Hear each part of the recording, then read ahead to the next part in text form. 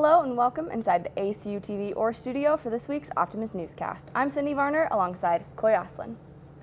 Wildcats gathered for the annual Christmas tree lighting and a concert performed by ACU alumnus and country singer Aaron Watson on Sunday evening. The Optimist Allie Jones has more.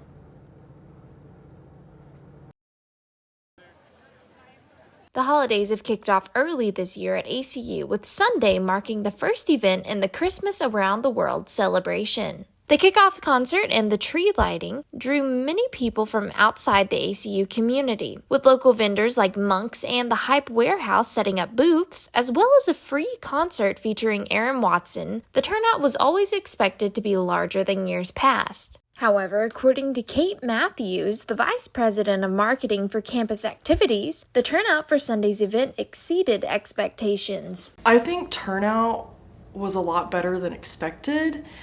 We had a lot more community members there than I thought we were going to have, and we had a pretty decent turnout of students. The Christmas Around the World celebration is the first of its kind at ACU and will last for the next 2 weeks. Kate mentioned that one of the priorities of the festivities was to highlight different organizations on campus. So Christmas Around the World is partnering with OMA this year, and instead of just focusing on the one tree lighting night, how Litmus used to, we're doing a whole 2-week campaign with OMA and different cultural groups like ISA or HU or BSU to bring more awareness throughout campus to all those groups. With the Texas weather, it may not feel like winter in Abilene, but SGA is determined to help students feel at home during this holiday season. For The Optimist, I'm Allie Jones reporting. The intramural volleyball season has returned to ACU in the past 2 weeks, including champ and rec leagues for both men and women, as well as a co-ed league. Things are looking different this year since all COVID restrictions have been lifted. Last season, only 4 players could play on the court at once, and each had their own singular space. This season, as things have gone back to normal, 6 people are on each side of the net. Intramural indoor volleyball takes place in the ACU Rec Center using gyms A, B, and C. Fraternities and sororities are encouraged to participate, but the leagues aren't just limited to Greek life.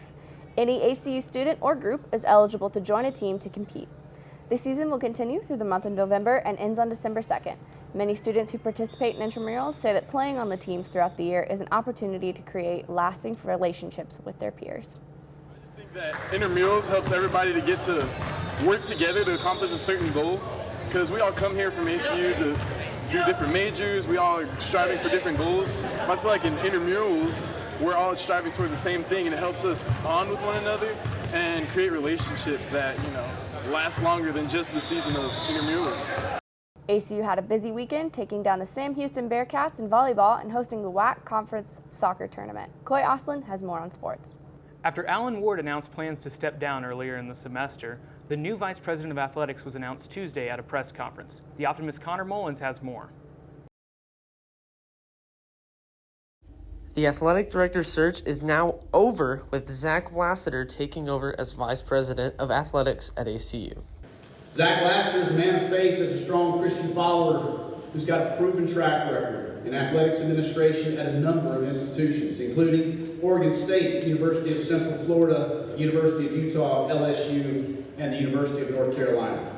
Zach is the 10th Director of Athletics in ACU's history. He follows A.B. Morris, Wally Bullington, Don Drennan, Cecil Eager, Stan Lambert, who's here with us today, Shannon Hayes, Jared Mosley, Lee DeLeon, and Alan Ward.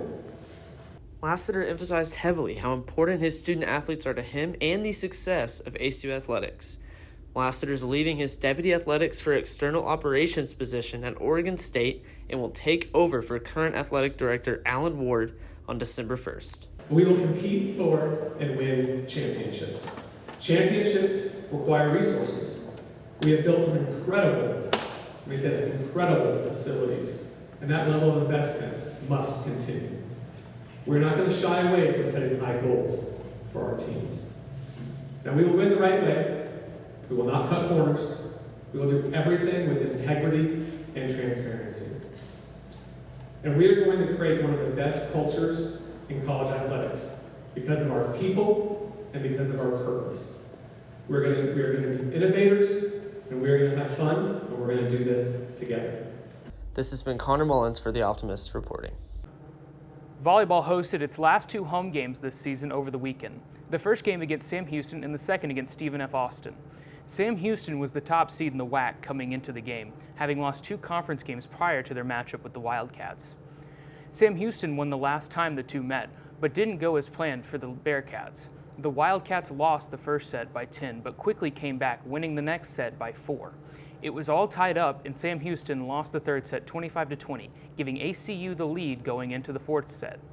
Things were looking good for the Wildcats, who pulled out a win in the fourth set 25-21, giving ACU their second conference win. In the next game, SFA won the first set by a mere 2 points and the second set by just 4. Going into the third set, lost by a small margin, the third set ended with the Lady Jacks coming out on top, giving them the match. Head coach Angela Mooney said this about the upcoming games.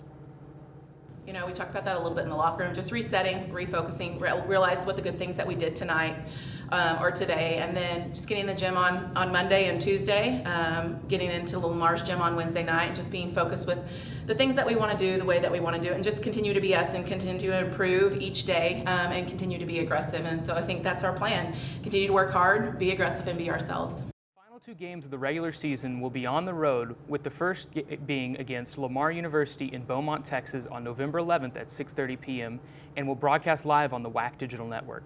The second will be against UT Rio Grande Valley in Edinburgh, Texas on November 13th at 2 p.m., which will air live on ESPN+. Over the weekend, ACU hosted the Western Athletic Conference Tournament, which consisted of 6 different teams from around the country.